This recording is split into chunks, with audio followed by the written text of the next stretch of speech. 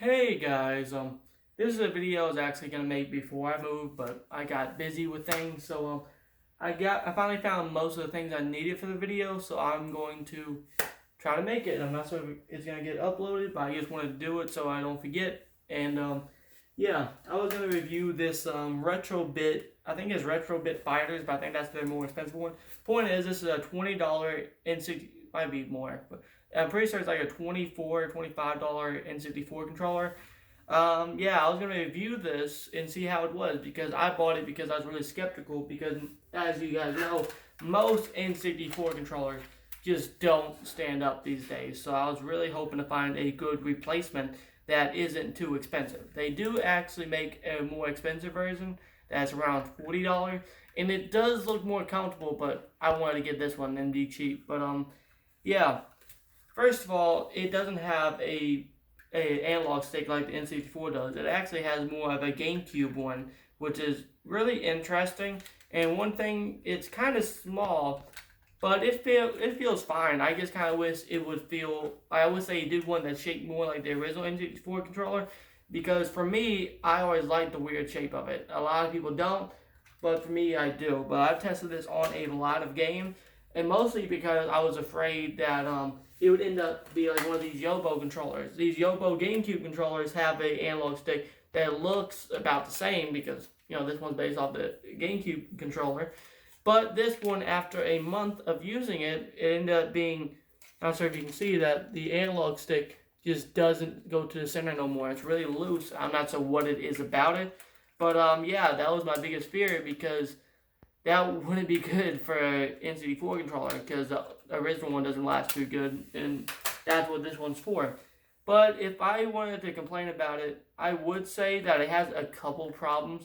The C buttons, I feel are a little bit sharp. After playing it for a couple hours, if you play like marathon it, it starts to hurt my thumbs a little bit, but it I can't complain too much. And I was also a little bit concerned about the placement of the D-pad because it's really in the middle. It does kind of, when I move the analog stick, my fingers do kind of bump into it, and I don't know.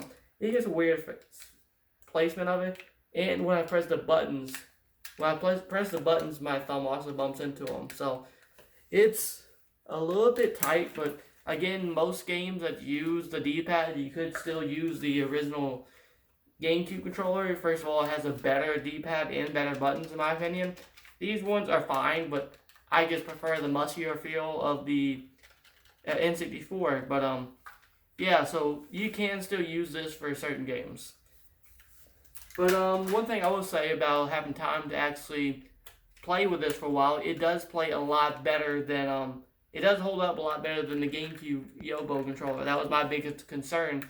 Yeah, I've had to move with it. It's been bumped around a good bit. I've dropped it a couple times, and it still works. I will say that in some games, for example, Smash Bros, when I'm walking and then when I want to start running and when I push it farther, sometimes I have to get a good click to start running. But I'm not sure if that's a big complaint. I'm not a huge GameCube player. I have some games, but I'm not an expert on it because I mostly haven't played it.